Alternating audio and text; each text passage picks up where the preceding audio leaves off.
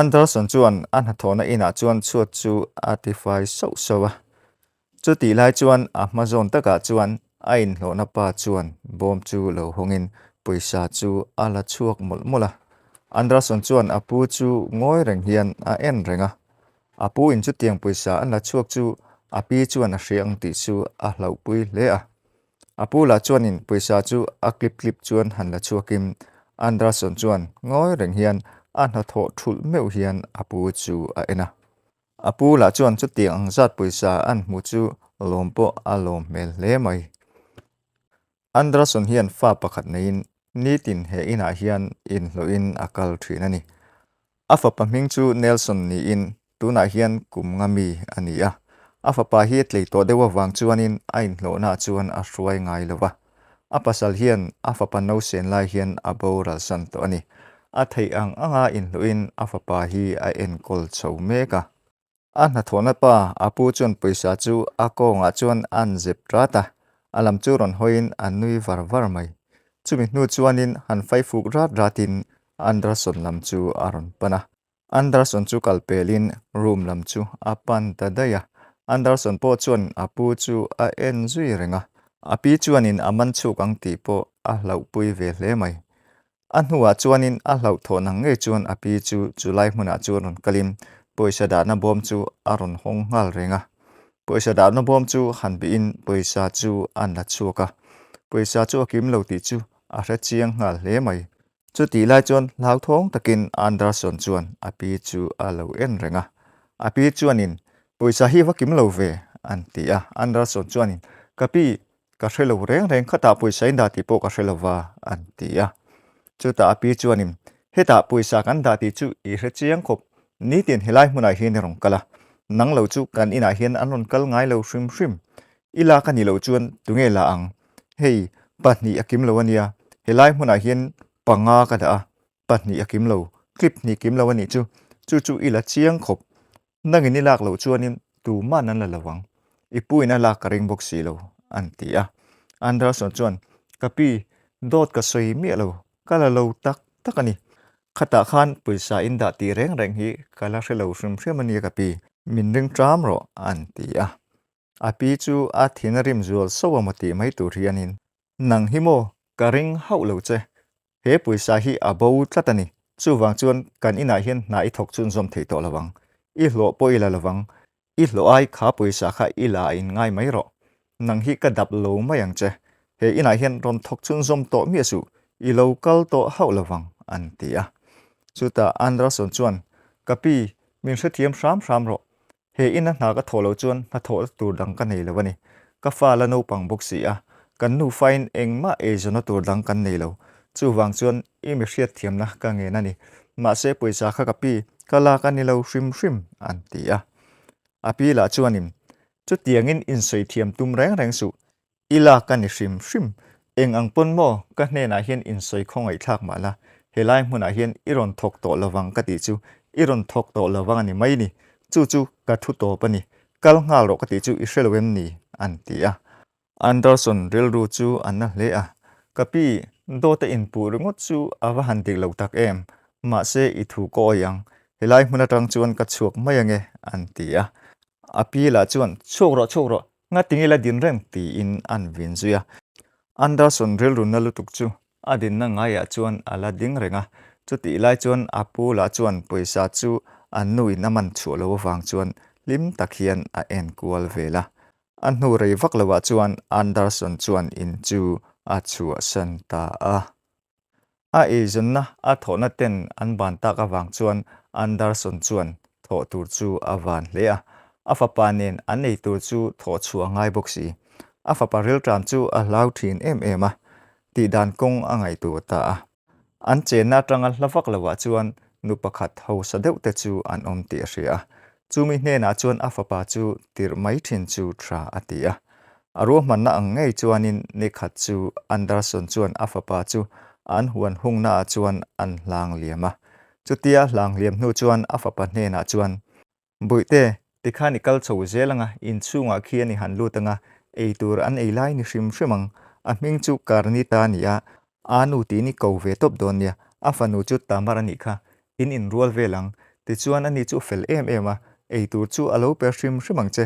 buite kalo ngak rengang che o an ti a fapa po chu phur takin chu in lam chu apan ta nga la anu chuan han au chuin buite ka ko vele iron hodon ni o ti in a fapa chu an au zuya chuti lai chuan in chunga chuan kanita le a fanu tamar chuan in ei tur chu an lo e meka chutia an ei lai mek chuan kong khara chuan in Nelson chu aron lut ve chi bok kanita chuan Nelson chu lo muwatin Nelson ani reng cha chuan i lo leng don ani mo lo helai hian lo ti in Nelson chu a lo bewata Nelson po chu an bula chuan lo kalin an bul thut thlenga chuan a thu ve ngal maya kanita chuan Nelson hena chuan irila tramem hei eitur kan lo ei don chia ei chak ve em an tia Nelson po chu a lo bungat ngata kanita chu an ngoi wanga eitur chu an lo siam ke boxi lo an huwa chuanin a eitur a thlenga mi chu an portrena Nelson abula chuan an da pheya chuti lai chuan a fanu tamar chuan anu ngati ngei eitur pe ka ani chu an ina e veng chu an tia ma se kanita chuan boite ina eitura e lo ponianga a e man lowa helai hmuna lo lenga niang ani hi ti hianin pur taken e ro se o boite kan in leng chu eitur kan pe thina lom nangpo ngun dang ai len chuan eituran lo chhop zia chekha chutiang chia chuan ke ni pon kan ti ve ni hi boite hrim hrimin kha nangponi nga lutuk pe then ve ang ti pa im a eitur a chang chu an lak then saka chumi hnu chuanin Nelson thlenga chuan awada le nga la Nelson chuanin anu kalom lutuk an ti kanita po chuanin Nelson chu alom hle mai mi pano pang fel takeni kha puar dewin e donia e zo vekro o an ti Nelson po chuanin ole ti pa in chang chu a e tuama e zo vek turin kanita po chuanin Nelson chu alo ti ve reng bok chuti la chuan Anderson chuanin a fapa chun e tur e zo arin to wangin alo nga na tang chuanin an tho chuka Anderson chu an ko kual vaka Anderson chu kalna hrelo ni om takin le lam hoite chuan an ko kual vela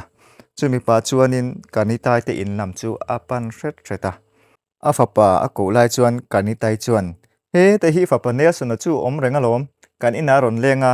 Nelson ku inuina ko to chaku zuhoro le ti pa in Nelson chu akal tanga la Anderson po chuanin a fapa chu lokowin Nelson local te che ngatingi ka hriat lewa i lo len te ni mun san le ngai hlenem ti in a fapa chu a lo pom ngal chota chutia pom hnu chuanin kanita hriat tur ngei chuan tu hnuwa chuan boite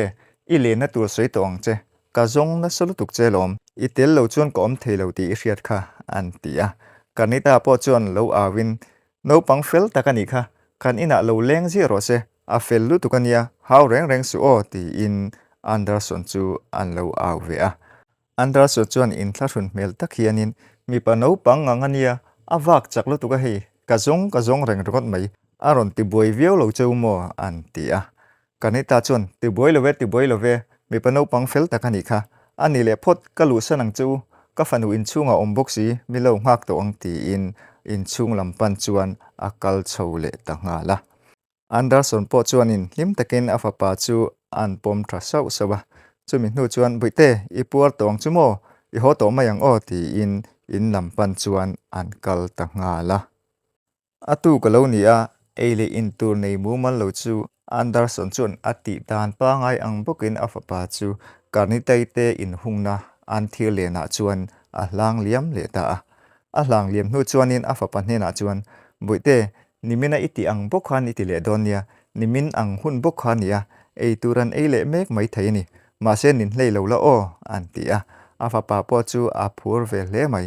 a fapa chu han au juin buite karon ko huna che ilo chuak le wat mai donia kalo ngak le rengang che o an ti Nelson po chu kanitai te kong khara chuan alu le meka kanitai chuan Nelson chu alo mule wata Nelson a bokmo ilo leng le don alo lo koro helai hian lo thule ro he thil kan lo ele don me kani hi an ti Nelson po chu kal na in kanitai na ko muna thutlenga chuan a thu ve ngal chata tamar la chuan in Nelson chu alo mil lo phian le ngal karnita chuanin boite I thian pa tur ani hi an tia chuta afanu tamar chuanin ma se anu ani hi aphakar mel kati anu po khulai khon ka muthina nia aron len hun hi ei tur kan ei don lai chin aron leng thin a mai na ron leng ngai mi lowania an tia anu chu an ngoi wangwanga chuta ron tong chuakin boite thin hi chu tiang ang zong chuan ke chuan kalo ngai tur reng reng hlinem engpo ni se boite ei tura emo thil engkima tu ma hi an hupur ngai lo kan in leng ten nia thadewalo biak thin tur ani lom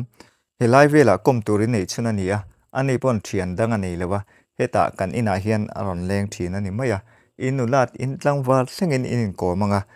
ani chu mi pa ania chu wang chuan mi pa chu an huai sen thin mi suala kapo ani hian a chan him thin don chelom tu ma hi be chereng reng so boite ti in afanu zil nan chuanin Nelson chu amang ani deuh bera tamar po chuanin anu tu soi chu alo ngai thlave renga chumi hnu chuan local rule I ei tong uti in a thlenga mi chu Nelson thlenga chuan anda phei vele a Nelson po chuan ngun takin ei tur chu alo en ve renga tamar thlenga mi anda phei hnu chuanin tamar chuanin nu ke chu pakhat ba ka I pelo ba ka in rolling ka I pelo ti in pakhat chu la in thutleng tho sanin akal tadeya karnita chuan boite khalek te chuanin ipur theinang iril atramang local ro ti in han auji ma sela tamar chu akal lui thawa chumi hnu chuan Nelson lam chu ron hoin Nelson chuanin tui ti mel takhian alo ei ve meka Nelson nang talkhan ei tewro o I ei zo vek donia ani kha chu mei cheno pangania ti tawa ching lu tuka a fel lo reng reng nang chuan ti tau ching ve mi asu o inuna hau chepon nang chuanin inu thu oila ti tau reng reng suang che mi pano pang fel takenianga itlangwa hun thleng poim tlangwal fel takni tum tlatang che o ti im Nelson chu anjila Nelson po chuanin karnitai tu soilai chu mitalek lo hian alo en ve renga chuti lai chuan tamar chuanin an ban bulatang chuan pon lam chu a en renga pona chuan Nelson nu chu alo ding reng chu azu mu a Anderson chuanin tuna chuanin Nelson te chuanin ei zo tong a ti in a fapa te om dan tur chu an ngai tu kolin an thle kol vela a hnuwa chuan an in lo lampanga te chuanin Nelson chu an ko le a Nelson chu a kalna a hrelo ni om tak hianin a ko kol vak vaka mun tin kiltang te chu an zong kuala chuti lai chuan karnita chuan chu Nelson inuna ron zong le to che ni chu helai I local tur hi I hril lo reng reng ami inu chu hril thin tur che nia ni danga chuan hril to ang che o an ti a Nelson po chu a bungat khat mai chumi hnu chuanin karnitai bullama chuan han kalin karnitai chuanin alo ko ave vong vonga kalom lu tuke anu ti in lom thu chu a hrila karnitai chuan mi pano pang fel tak chuini ni danga po I local le zia donia chu inuina ko che chu vaho vatro le an ti a Nelson po chu akal tangala Nelson kal hnu chuanin karnitai chu an in ngai tu wangwanga lalpa hetiang ang no pang fel tak tranpui thia min siam hi kalom lu tuke ni danga po tranpui ngai te tranpui tur helai munai hen ron tir jiang che o nangin mal som na min pe khi heng ho nen hian kan e seng don lo ti hi ka chiang ani nangin min tranpui phot chuanin ei tu chu kan nei zelang ti in chu mi pano pang chu a ngai tu chun zom rau rowa pon lam stepa chuan Anderson chuanin Nelson chu lo pom vatin boite thil chu ei tak takem e puarmo awa han ti chi tak tikha chuan ni ti ni kalanga keinin tho tur kala nei bok si lawa khoimo I pole polo kan en chin ti in Nelson chu leya chuan an thuta han hoi zak zakin afapa hne na chuanin khoimo idul ti in adul chu an beng thak taka Nelson po chuan anu ka polo tukania ti in anu chu alo hrilve a chuta Anderson chuan boite avan lom om takem nangin ei turi mu chuan ke hi kalom em ani inu hian ngai tu na thing deuh ngai tu chuak ma sela itan itlai na tur ipur na tur ni boxi kein ei tur kala pe thei boxi lo che boite lokolo I ho phot te ang ti in afa panel san chu an pom le a chumi hnu chuanin boite khoi mo in high five block teng ti in an kut chuan an in high five fa chumi hnu chuan in lam an pan ta nga la atu kalo nia Anderson chuan ati dan pa ngai ang bok chuan Nelson chu kanitai te an huan hungna chuan a hlang liam le meka chuti lai chuanin kanitai te nufa bazar chuanin chu thilaron mu chu makan ti hle mai an nufa chuan chulai hmuna chuan an ding ngal chota an hnuah chuan kanita chuan Anderson chu an ko voka Anderson po chuan a thil ti tum chu a thul chiang hle mai a fapa chu han hlang le tin leya chuan an ngat te te a kanita chuan enge I thil ti om je kha kal kong pa ngai om renga khata khani fapa chu rong kal tir mai om chelom thil rukin tum zo kami ti in an zota Anderson chu a in thiam lo hle mai nilowe engma ru kan tum lo ni helai tang hian in pan hi a hnai zoka ka fapa hian ron kalangen tat boxi a felati boxi chia chu wang chon kalo hlang liam le don ani kha an ti a karnitai chuan ka oi lo hrim hrim ka fanu tamar hianin engkim min hril vek to ani dot soi reng suang che an ti a Anderson chuanin dot ka soi lo engma kan rungai lo ru po kan tum lo hrim hrim ka fapa hi in ina lo kala tuma in ina e turin lo pe thina lo kal le acha kani an ti a kanita chuanin ani chon kongpa ngai chon rong kal mai tur chawlom khatiang kan huan hung na po in ti chmai don alom kongpa ngai ni danga local zia tong che tin ka fanui na soi hi dik hrim hrimem nimina khan iron en thaim iron tirani em ka fanu hian tuk fera tangin alo moreng chenia thudik min hril ro dot min hril mi asu in ina engma e turin nei ngai loim ni ti in an zota chutia zota ka chuan Anderson chuanin afapa nena an chanchin le an chung ko chanchin te a e jonna ten an ho chu dan song song te chu kanita nena chuan a hril fai ta veka chu thu kanita nang hria chu a khongai da hle mai a fanu chu an ena buite keini chuan ina e tur kan langa tuna hi kan leile teu boka an ni hi peila thang ani chuan kha hi laro keini chuan e tur ina kan la nei tewalom in thla hrung mi lawin hei kan bazara kan leisa hi in ei vek donia in nei vek donia an tia Anderson in chung thu an hria chu makpo ati jok le a hnuk chu a ul trewa a hril po a hai hle zoka a fapa chu an en le zo zowa a hnuwa chuan non tong chuakin buite en te hei inukani taiten thilmin pe don ani hi kawa han lom tak em he tiang hi kalatong ngai lo reng ani an tia kani tai te thil pek chu lom takin Anderson chuan an la a kani tai po chu a hlim hle mai tikhan in nu fain enge mo chen chuin e thei donia keini chu kan soyang khan ina e tur kan langa lutuk tin mo if a panel sun hi iron tir zia donia e turin nei lo chuan hei iron tiranga ka fanu tenen kan lo e ho thinanga tin voina po hianin thil e howila thang ina e tur siam tur kan langa lom hei boite po hian thian kom tura nei lawa nang nen kan in kom nga boite le Nelson in kom bokanga chu tiang chuan thian thadeu kan ni mai don alom I har satna kha min hril lawang ti ka hlau hle mai an tia Anderson po chuanin pikanita I chunga hian ka lom hle mai ka har satna zong zong in hena ka hril to chia nangin min hrathiama I chunga ka lom lu tuke an tia kanita po chuanin thian tha kan ni to tuna chuan kan har sat le kan mang an lai pon engkim kan in hril ton vek turani ka soi tong khan hunin nei chuan kan ina lo leng nu fa te u in kom teng u an tia Anderson chuanin ole engma ina ti tur kan nei hlinem ti in afapa chu an pom kanga chumi hnu chuan bazara thilan leite po chu an khai tu na kanitai te in lam chu an pan ta a an hnuwa chuan kanitai te na chuan thlengin thilte an ei howa ti rang te an han soi howa an chanchin te chu Anderson chuanin an hril zunga chu thu an hria chian chuanin kanitai chuanin Anderson chu a khongai hle mai Anderson chuanin an nupa in nei dan chanchin te a pasalin a thi san chanchin te le do tapu ani zia te thleng chuan an hril thale a an chunga a thana wang chuan lom thu chu a hril mola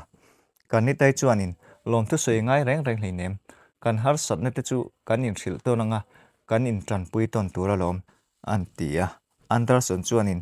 hi ifanu mo avan fel hrim a mel tharo pui si ka fapanen chuan anin kom ngei don ani hi an tia afanu tarmar po chuanin alo en ve renga Anderson chu a tong du bar hle mai tamar chuanin ke chu thian ka ko mai lo alo tirewa chu tia soi wang chuan Anderson chu an nui suka thil hrang hrang an soi nu chuan Anderson chuan ho mai chu an rota karnitai chuanin Nelson hna chuan ani le Nelson bye bye o iron leng le fo don nia an ti chumi nu chuan Anderson le karnita chu in ko in karnita chuan Anderson hna chuan sum dona abul tran na tur puisa chu ala pe zui Anderson chu alom le a fapa chu han kain buite voina hian kan van nei chung chuang hle mai he le a hian re thei takin kan om don amati na kalain min khongai tu nu thatak kanitai kan tong le ta ichunga kan lom nu to kania ti in kanitai hna chuan lom thu chu an hril le a chumi nu chuan a fapa chu kain kanitai te in chu an chua san ta a Anderson chuanin kanitai poisa pek mang chuanin an nu fa e zon nan ti in chome te lein azuar kol thina an e zon na wang chuanin ko pui hnai dewa chuanin an pem ta a ne khat chu an nu fa chuanin an thil le te chu an keng bor le a kong pui chu kan an tuma ma se chu ti lai chuan motor chu aron kal hnem phian le ngal a man mo to boxi a nuwa chuan kong pui chu kan tumin an kala chutia kal lai tak chuanin motor chu ron tlan le thutin Anderson po chuan lo man ma se tlan chet na man om talo a kho mu chu a thim tamupa a fa Nelson po chuan anu chu a lo a voka motor chu ding ngalin motor atang chuanin a khal tu pa chu ron chuakim Anderson chu aron en dek deka midangin an mule mulo chu a bulvelan hoi kola midangin an mulo nia theta wang chuanin han buai pui chu a hre le a chumi nu chuanin han tol hnungin motora chuan chuangin man mo deuh chuanin chak deuhin atlan ta ngala an hu rei deuh fe a chuan Anderson chu ron che tul tualim tho mai chuan tuma ma se a tho thei tatat lo a ke le a kong chu na ati hle a fapa chu angai tu boxi an huwa chuan a thei top chu in a fapa Nelson bula chuan awa bok fak phea a fapa hna chuan boite tuna chuan inu hi ka kala hun don to boite ka en kol pui tling thei don lo che ni hi boite ka van ngai don tak che em eng tin ngei kho sak ze lang ti chu ke hianin karon thezui don boxi lo che boite ke hian khovel ka chua san don ti hre der si lo ngun dewin ka soi hi ngai thang che o i lo pui tin thleng po in inu karnita te kha hra an ni kha kan mang an laia min tran pui tu ani a an ni kha eng din na po ding se nang chuan i thla thlam tur ani lo tu na po i thei chuan an ni kha pan la an ni chuanin eng tin po om la an lo tuam hlom ang che ke chu he khovel ka chua san don ani boite ka mangai che kal san che ka van hre tak em ti in a fa pa hne na chuan thu cha hnung chu a hril mial miala a fa pa Nelson la chuan engma wak chu a hrathiam der si lo ngoi rengin anu bula chuan a thu ve reng rengota thele thelewin kanita chuan a fa pa chu a fui mol mola an hnuwa chuan kanita chuan khovel a chua san ta a eng ting tak nge Nelson chu a khosak chho zelang le video te kan en chun zom zel phot don ni o hun te liam zela Nelson chu en kol tu mumal anei lo wang chuan kholai a chuan a te thina a mu ang te ein a thang lian ve zela kum som palingot aliam le ta Nelson po chu a lian to hle mai ni khat chu kholai a chuan te ruk rukin a kor te chu a tet pheng phunga dor ko ta chuan kalin dora an thil zor te chu a en duk duka chu ti lai chuan a kebula chuan poisa thir chu a zu muta hlau mai poisa chu chartumin muang changin an kuna chu ti lai tak chuan mi pakhat chu man mo dewin na rong kala Nelson chu a ron su chor mai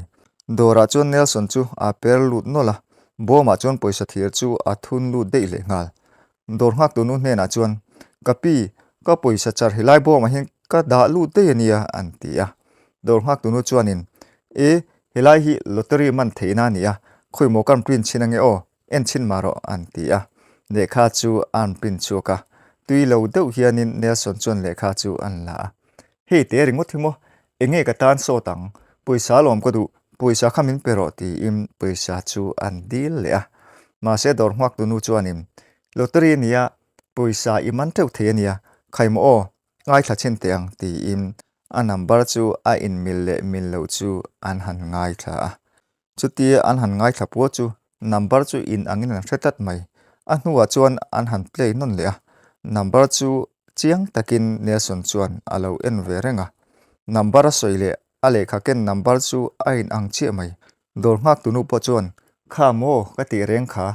lottery chu i mana ni chiang kha kawan lum pui tak che an ti a Nelson po chuan in chu lekha chu an fapa walnam chu hoin ka van nei na ni khuwa aron eng ve ta ni hi kawan lom tak em ti in dora chuan a zuang kol tora dor ngak tunu po chuan in tikha chuan ho sak che ni mabak to ni khatiang thom nu tet poka in belangai to lo hrimang ti in alo lom pui ve le a nuwa chuanin Nelson chuan lekha chu han en le wangin anuin a thi dona a thu cha kha a hre chuak zok mai ehe nukar ni tai te hnen kha kapan fatangai ni ani khan min trampui take ti in a chuak ngal vuta a hnu ri lo te a chuan Nelson chu a ron le a dor ngak tu nu hnen a chuanin kapi ichunga kolom nu tuke ti in lom thu an hrila dor ngak tu nu po chu anui var mai Nelson kalta po khan poisa chu hanna chukim a zak le lama chuan a pom tun maya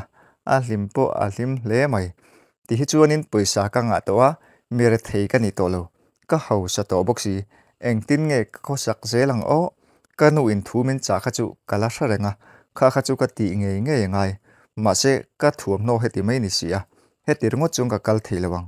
thuam na thar te ka lenga pekhok thar te ka lei photanga chumi nuwa solai chon ka wakalangai ni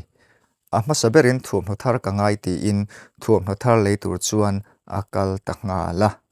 chuti lai chuanin tamar po chu alo lian ve to hle mai anu kani tai bula chuan kalin file hi arang penga nu he file a hian I hming sign le ngai nia he Peterin tua helai in hun hi ka hmingai da ngai ni ka hmingai da lo chuanin nakina a boi vek theiania chu wang chuan mo nu tuna idam that lai hianin kan in mun kan ram te po so ka hmingai da fatangai a chan chu khovela tu ma om hlen tur kan om si lawa ithi huna ka boi palang an ti a anu kan ni tai chuan boite iwan man mo chung ve mole I hming chuan ala om don alom tuna chuan kala dam that em hi an ti a kan ni ta chuan nu ani mai thei ma se kan hmalam kan hmahun kan hrelawania tuna kan thil ti hi nakina kan in chialo mai thei zo ka sin idam that lai de I chak lai a thil ti hi ka du alom chutilo chu nakina kan boile chunganga kha ka pe lawani tuna hian min ti sak mai lai thei lo mi nu itan thil har sa ni boxi lo engtin ma ka ti ching pen don chuang hleinem enga tinge hetia ka hminga da chu idulo em na chan idulo mi nu ti in anu chu ming sign tur chuan anor chena anu chuanin khoimon irun late file chu ti in file chu an bana ma se tamar chuan alo phal mai lo mo nu ka soi chu hrem I sign donem nakina boi kha ka pe mi lawania ka in ma kho sui lo ka ni chu min hmangai lo ti na ning sign lo chuan ti in anu chu sign tur chuan avau ti ngal dera kani tai chuan buite ka hmangai lo wa che ngai mo ka sign ang nangin sign turamin ti chuan ka sign ang helai kan ramte kan in te chu ita vek turalom nakina sign a ka tia ma se tu nei du chuan ka sign ang an tia phur takin tamar po chuan anu chu file pen chu an pe a kan tai chuan a sign zo vele chuan tamar chuan alo lak sak le ngal wata han nei varvarin a sign lai chu an ena nu tuna chuan mo ka ta vekani to engtin po kan in te kan ram te po so ka ti thei ma se kan in hi chu mo ka tiral don lo hrim kan ram ro se chu ka hral don ani nu ka hril lok che ni chu ka thian te chuan motor ten nia chung te po chu ka du ve a chu wang chuan motor leinan so kan ram so ka tiral don ani tin mo nu nang chuan in kan huan helaya kan in pmi so en kola langai kala dam tha iti boka kan ran te soi en kola ngai ni helai chuan ka thian ten local thina inu chu tar to arim chhia ten ti thin chu tiang chu ka ngai thadu lo ni tuna chuanin solai so ni om to ang in polo om thowa so ta so ni riak thin bokang an tia karnita lom lo lutuk chu trong chu an tuma ma se fanu tamar chuan ngoi ro ka soi chu hrem kanu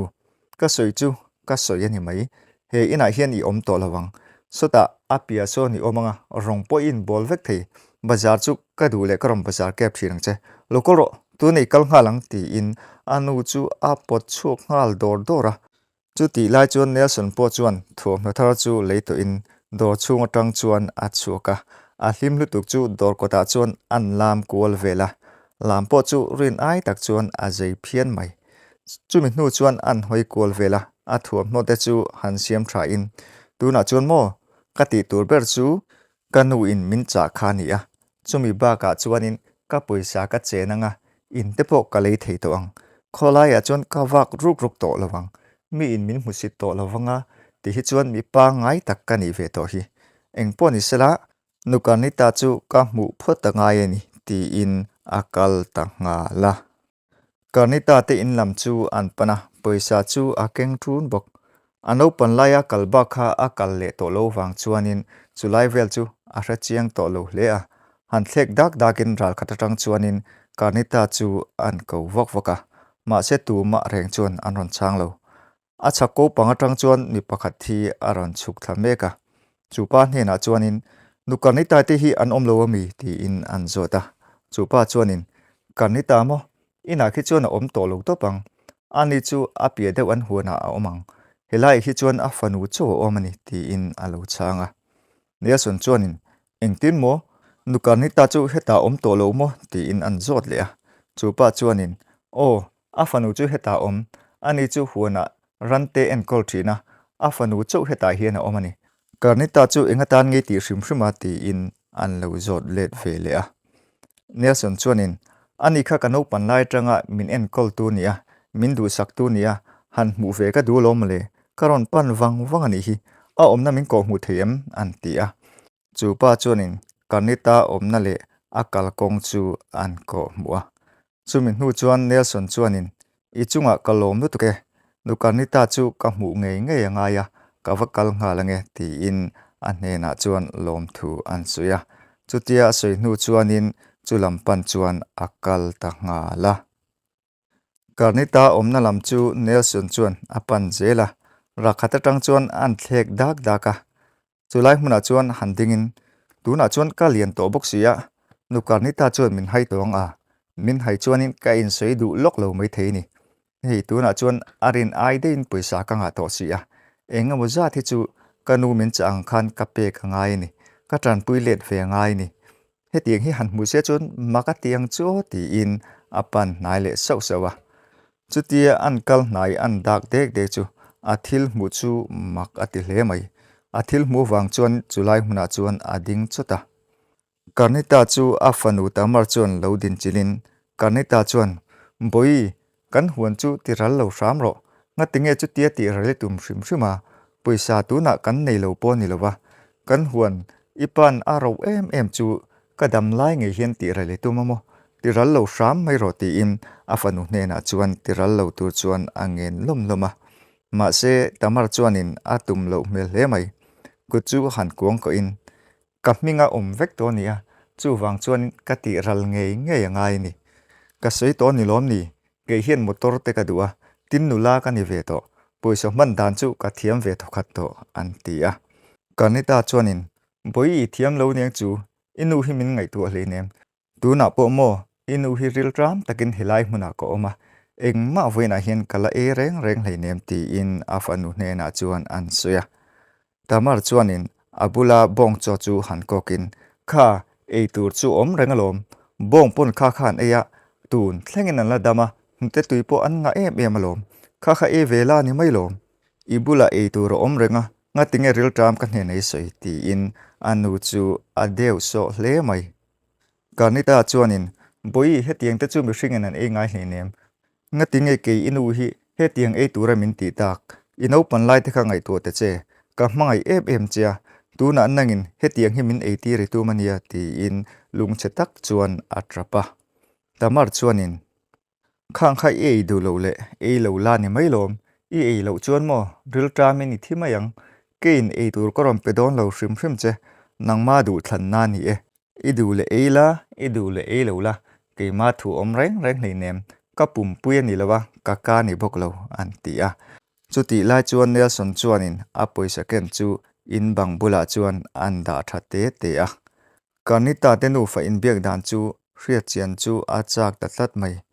chutia ada than hnu chuanin poisa clip ni chu han la chuakin chu poisa chu kan ni tai pek chu arel rukta a ko chunga chuan poisa chu han khungin kan ni ta tenu fa chu a en le renga chutia a in siam ram zo chuanin an thu soite hrachiang zok tu chuan muang chang le thom dim takin apan nai le a chuti la chuan tamar chuan anu hena chuanin ka soi to kha I thu ni mai I ei lo chuanin I rila tra manga I thi mai dona lom ka kal dona nia min ti boi to su ti in akal son ta nga la tamar kal son nu chuanin Nelson po chu abi rukna tangin muang changin aron chuaka kanita chu aron pan nai thata chuti la chuan kanita chuan bong cho chu ei mei tumin an thrama a ei ma chi chuanin Nelson chuan kanu e reng su ti in aron kowa kanita po chu randing chuakin he ka hriat hnui van ang tak ma na Nelson khai ni em ivan ang ve ti in Nelson chu an zota Nelson po chu lo bumat hian anui vera kanita chuan ivan lian to em ve helai hmuna I rong kal chu avan mak zok ve inal ro puisi engei nu an ti in anu chan chin chu an zota Nelson chuanin nu ni e kanu kha chu athi dei to ni engma karon thil ve lo cheu ni kha an ti a chuti la chuan kanita chuan poi alo ti mel hle a ani mo inu khanu fel takani sin ngati nge athi thu chu kan hriat ve lo o an ti a Nelson po chuanin helai hmuna ron thil tur chain ke kala no pang box si a chuwang chuanin engmain threlo ni kha ma se mo kanu thi ma khanin kabula thu suya nang ni hi pan tur cheuin min ti a tuna karon pan le ta che ni hi ka hmu dan che hi ma se kalunga oilo hle mai an ti a kanita chuan ani tak chu inu chuan a thi don pon min la hrenga ni mo helai hmuna ka hmu le che hi keipo kalom khop mai ma se ente I farnu tamara chu misual takani engma ei tur min pe ngai lewa tuna po helai hmuna bong cho khalo ei ka tumani kha karila tram to boxia an ti a Nelson chuan ani mo ti in an zot le a kanita chuanin oni e I farnu kha duat takin ka enkol ve a ma se tuna chuan mo anu hi enga ma min ngai lawani kan huan lo rampo hi salatuma le kha a ming de po min sain tira chumi ming sain chu a original chu kalada thakewa a duplicate chu amana kol en ma te hi ne le kha chu salatum ti thu ni chin po khan min thrila ke chuan ka phal lawani an ti a Nelson chu le kha chu pe im Nelson po chuan an en wanga chu ti la chuan kanita chuanin Nelson boya engtine mutak he thil hi min dan sak ram ro ke chu pitar mai kania ka thu oi boxi lo chu ti ni lo chuan mo kan pa in adam lai athu bin cha zong kha ka ti hlot ling lawani mai ka thi hnuwa chuanin ani chuan lo tiral ma se poi ka tilawa ma se ka dam lai chuanin song kan ram kan huan kan in hi tiral ka phal lawani engtin nge ti dan tur po ka hrebok si lawa kalungai tak zetani ti im Nelson hena chuan achan chintlang pui chu an hrila Nelson chu an in ngai tu wanga an hnuwa chuan e kanu lungai su ama tamar chu kawa be photanga ke hianin ka bi hian omzia nei don le don lo chu ka hrelawa ma se lo lungai lo photla ke hian ina chuan kawa be ve hrimange tu hne na nge thala tuma engza ting nge thala tum po chu engma thril om si lo chia ke hian hriat chian kawa tum photanga heta hian milong hak reng che oti pa in kanitai kut chu an vuna kanita po chuin ole Nelson buya I local lo chu kawan lom tak em an tia chumi hnu chuan Nelson chu akal ta nga la ina chuan tamar le an huan leitum tunu chu an lo in be meka tamar chuanin ui chu ka ui lu tuka ma se ka hral lo chuanin huan ke en ko seng boxi lo keima kamal to boxi kanu heti mai ni boxi ya kanu chuan hral ro min tia ui chungin inne na chuanin hral ka tum ta ni hi an tia huan leitum tunu po chuanin ani mo ni e huan lo ram nei zau lu tu po hi kan en ko se no chuan om ji om lo ni hi ti in a lo chang ve maya kanita po chuanin ka zorna la re lo te reng ne nang hianin iron hu ma sapera nang hi iwan nei don ani hi soram su a tha sin o en kol manin en kol thela chuanin en kol ka dunia an tia chu nu po chuanin ke po hian ke en kol thei tak anga mani midang en kola te po ka tia tin ka fa ten lo lian zelanga ani tan po chen fak om takan ni ka be selom eng po ni sela huan chu kan hmu phot dawn em niang an ti a tamar pawh chuan ole ole ani chuan kalila ti in chumi lampan chuanin chu nu chu akal ta a tamar pawh chuan in kawngkhar chu kharin akal ve ta ngala chuti lai chuan Nelson chuan an pahnih chuan alo bi thla ve renga tamar le chu nu kaliam hnu chuan ama hriat tok leka han phun chuakin eng tia malak zel nge mo atum le anni kha zui ruk zel phot chu ngai ni kha ma thui takin lo la ni mela chu wang chuan in kanu kha ka tran pui nge nge ngai ni ti in akal ta ngala an huwa chuan tamar te pawh chu an huan bul chu thleng to in motor chuan an kala tamar chuan in heng lai vel ram zong zong hi nia a zau pawh a zau khat viawania kongpui bulani box ya hilai hi chu ka soi tong khan ka ui khop mai iwa nei khopang an ti a chunu pawh chuan ni e hi a tha khop mai ran vul vel nan pawh tha donin ka hria bong chaw tur la tam box ya keipon ka phur tak zet zet ani eng pawni sela le kha vel apas vel hi inei hrim hrimem khongei da an ti a kanita chuanin lungai ma te che ka mingin a om vek tolom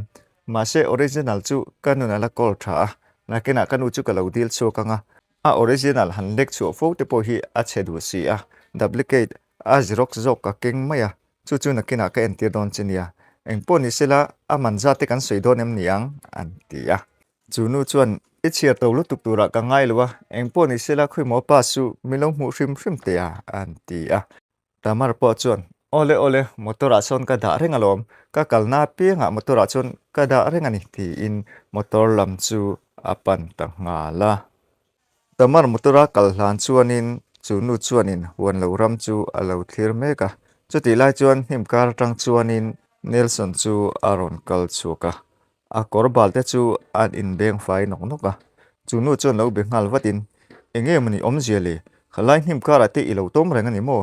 inge kan thu sui kha ilo ngai tharu mi om jemin hrilte ti in bangbo takin anjota Nelson po chuan ni e thian nu min hre thia mangche tamar kal hlan khan karon chuak mai ni engemaw hril tur che ka ni ani he ram chung changa hian ania anu phalna in helai mun hi a hral don lo reng reng anu chuan original chu ala nei thlapa chu wang chuan mo anu in helai hmuna hian meron tir ani hi he huan hi leilo hram ro an tia chu nu chuan alu chu han thing nan narin eng tin moi tia anu chuan a phal lo mo a om je ka va hrelo ve an tia chumin hnu chuanin Nelson chuanin aip te chu hanjen rak rakin heta hian anu hianin original jok chu tuna meron ken tirani I oilo chuan lekha hi en theyang tuna tamaron ken chu tur a zon me ka chu a original ani lova chu wang chuan duplicate chuan thili le don em ni anu chuan he lekha hi a pe phal mi lowania idu chuan en ro hei chiang takin a hming ani tu po a in ziak thlapani ti in chu nu hna chuan lekha wan pas na chu an pe a chu nu po chuan lo la in chu lekha chu an en wang wanga anei tu po kanita ta ngai ani ti chu ala in ziak ko mai chu thil an en chian hnu chuanin angai chu a thata zan lawa Nelson chuan tamara ron chule chu to lo an thlek dak dak pa hian tuna chuan thil sei thil thui seina hun om to lo nakina hun rem changa rom biak che ka tumang engpo ni sila nangin chuan lam chu lo siam phut mai te ruwa manna dang ke hian karon siam jok mayang an ti a chu nu po chuanin awan makdon ve ke hian lo lei ka lo tum man mo to sin poisa aman chung chang po kan lo sui trepa thil thui tak kan lo ti man to ni chu iron kal hlau chu awan nei thlak jok le mai ni e isoi ang chuan ti ka lo tu mange an ti a Nelson po chuanin ichunga kalom hle mai engpo ni sila nakina karom bele don chania an ti a chunu po chuanin khale ani chuan huan pa sa chu no kol thale photla ke chuanin chuanlam ka lo siamange an ti a chu mi hnu chuan Nelson chu tamar mu man hlau takin nimkara chuan atlan lu le tanga la motor chunga chuan tamar chuanin pas na chu a zong na sa hle a fai chu han Kevin original ani lo wang chuan a rel rupo a ha ve hle mai ma se chu nu hne na chuan a soi lok to mia wa wangin motor kong kha chu hongin pona chuan a chuak ta nga la chu nu bulan thlen chuanin ka soi ke riem hei fai lai hian a om thlap ani he huan pas na chu kanu chuan ka hminga da na turin minga sign vek to ani ma se original ani lo kho I hne na ka soi vek to khati in chu nu hne na chuan a in soi oi om thiam hle mai chu nu po chuanin tamar thu sei chu ngun tak hian alo ngai thla a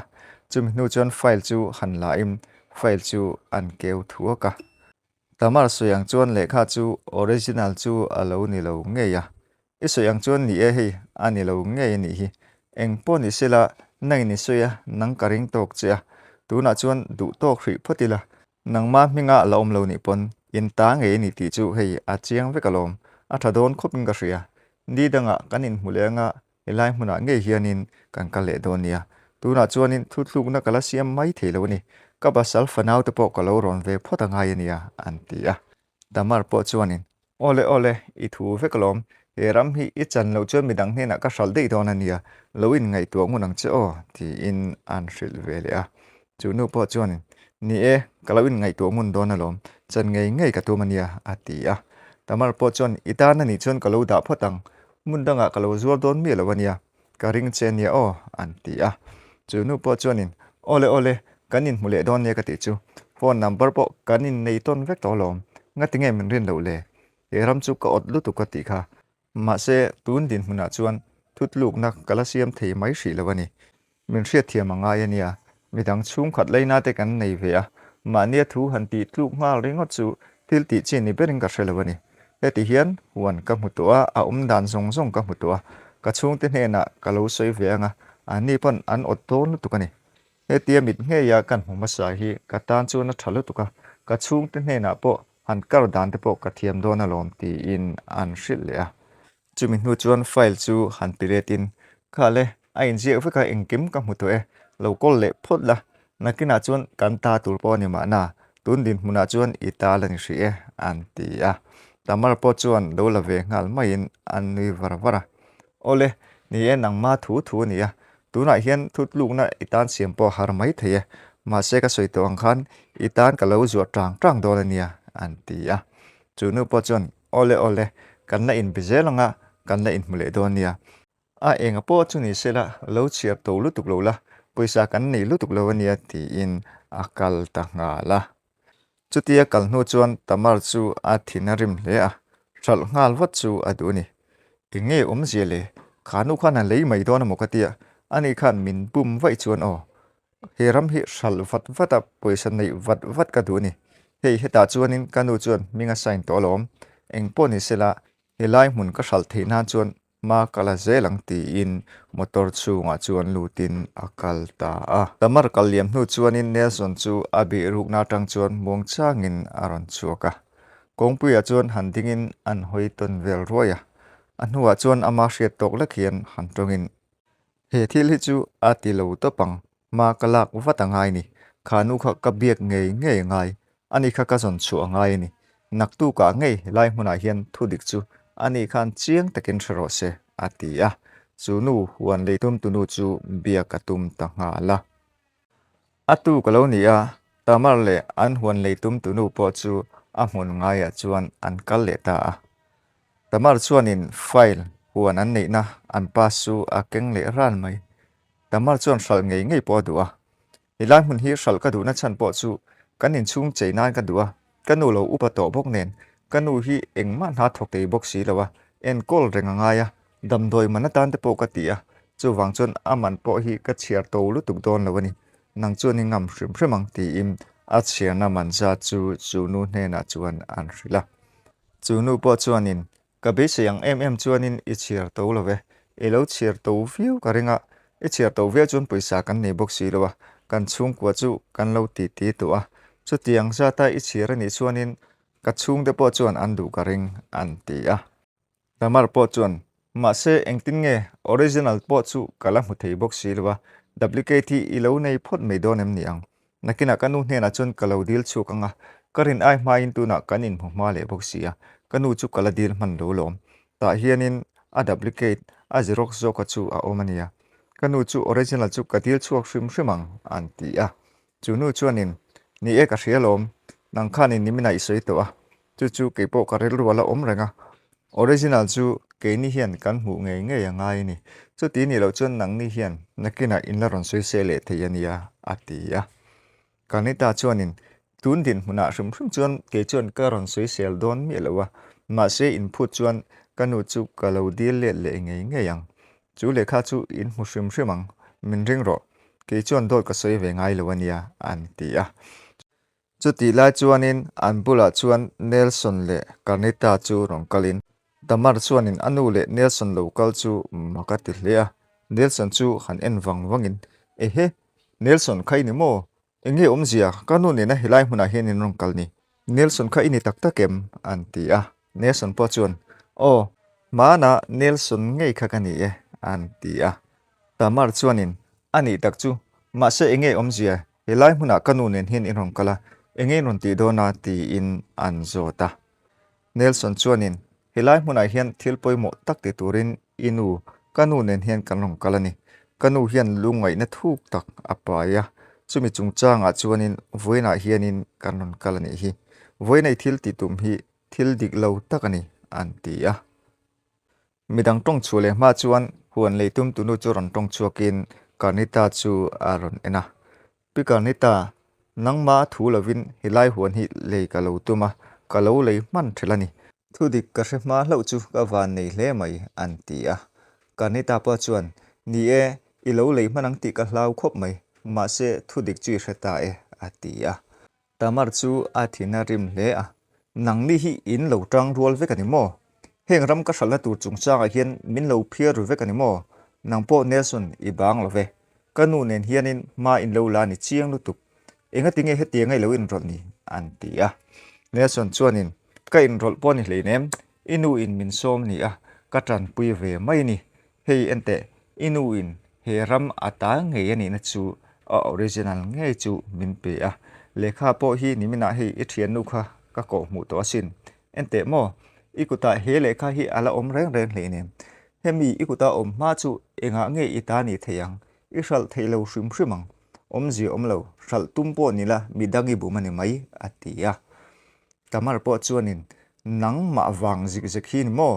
kan no pan lai po khan nang hi ka kom ngai lo chia ka nel zong ni lo tun thleng hian katan hian noksaki ni la om renga ni mo an ti a Nelson po chuan itan noksak ka ni le ni lo chu ka hrelowa ma se kanu Carnita tan hianin karon thok chu kani he ram hi anei tu chu Carnita nge yani an ti a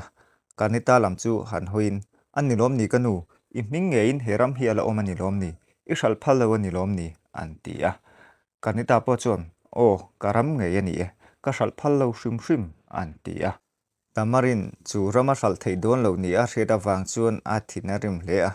nang nu kha Peter mai nok sak lo tuk ti in anu chu an rong khuma Carnita chuan engtin ai tia ke nok sak min ti mo karamania ngatinge hrali tum ringot atia tamar chuanin tuna hral theilo maila nakena i thi hnuwa chuanin ka hral hrimang tuna chuan katan kongla in hong hri lo ani hi ti in anu chu a changa Carnita po chuan a hma pon ka hri lo chem ni ka dam lai chuan hral ka phal lo ka thi hnuwa chuan ita vek turania i du dan ni ti thei ka ti kha tuna chuan mo ke kala dam miawa chumi ani wang chuan i hming pon kala da du lo ani hi i hming chuan daila hilai mai ni lo mun dang po so i hral vek to nga sin nang in cheina le midang thian te ringot ngai to mai ti in a hawa Nelson chu lisa ngaron tong chuakim tuna chuanin kan thu top an to mai lom ni hral aphal mia boxi lawa anei tu in chu wang chuan tuna hetia kan sui ho na hi atok mai ni lom ni ti in aron tong chuaka chumi hnu chuanin tamar le a huan leitum tunu po chu in mel hrakin tamar chu akal taw ngonga tamar kal hnu chuan Nelson chuan chu nu hne na chuanin kalom hle mai chunga hian tuna chuanin hei kanu hianin he ram hi anei le ta ani nang hian lo le man la chuanin a fanu poisa ka petolom ti in kan poi ve jek don thosia ma se nang chuan ka thu soi ngai poimo hlawa I chunga hian kan lom tak zetani an ti a tamar po chuanin kepo in chunga hian kalome thu dik tak ka hria ani na taka chuan he ram hi kalo ot ema chu wang chuanin kalo le man tre palom ma se nimina khan kan lo in mulo kha kan tan wan nei na ni hi in tan wan nei na ni buka ka tan wan nei na ni buka ni chu Nelson iti sen zom pui po ni lo ma se la nangin i tran pui kha iti thal hle mai eng pawh nih se ka kal phawt a nge tiin Nelson nen chuan an han in chi bai a chumi hnu chuan kanita nen chuan in chi bai le in kanita chuanin i chungah kal lawm e lo tluang zelang che tiin chu nu chu a kal ta a chutia a kal hnu chuanin kanita chuanin Nelson boya nang hi ilo kal lawang ti ka van hlau tak em pathianin a hun taka aron tir che ni hi heram hi sal ka phal lawa ka ui em thina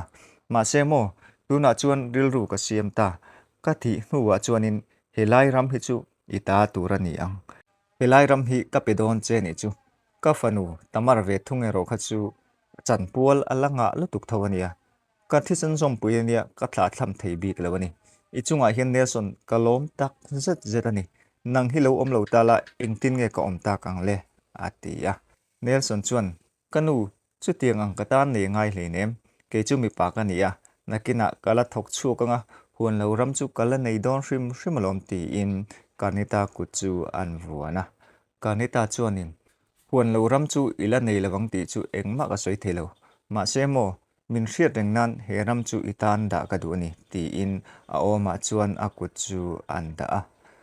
Nelson chuanin kanu katan ni tha hle mai ti sen zom pui nu ka nei to lawa ma se nang hi kanu tak tak angin ka ngai che ani kanu khan nang hi bel tlat tur chain min ti kha alo ti sual lawani hi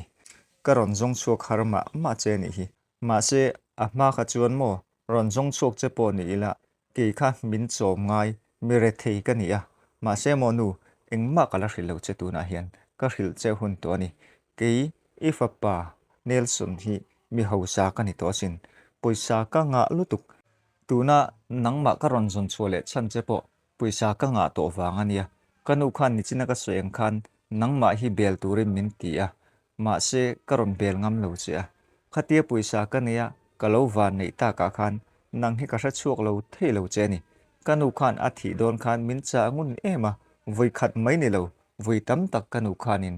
a thi don hun re lo te chung khanin ka hne na a soe sin no pangte ni maila ka mit thla hian atu soi kha kal mu chiang em ani nang ni hianin eitur kan nei lo line eitur min pe a kan nu fa chuan min tuam hloma tuna chuan nu nang hi ka en kol ve che hunani ti in an nu fa chuan an in ko vong vonga an in ko na phel hnu chuanin Nelson chuanin nu ka hausa ka ti khai oem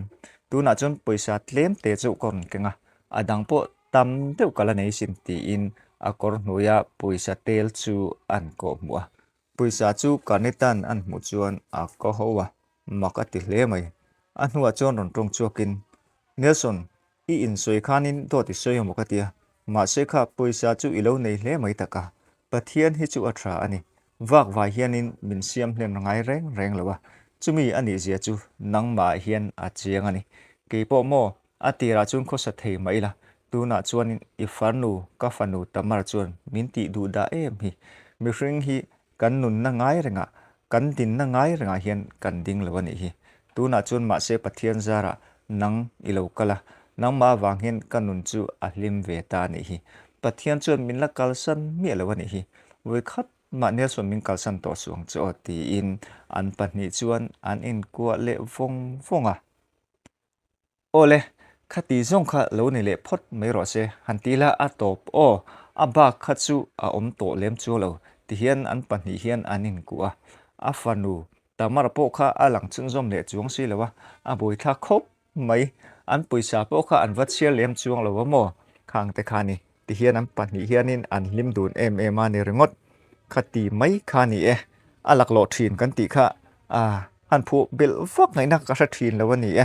clear tu ngai thatu te min lo hra thiam hram turin ka ngen le che oni e ole ni danga tum danga kanin le zel donia in zawai chunga kalom em e hun man nuam le vek ule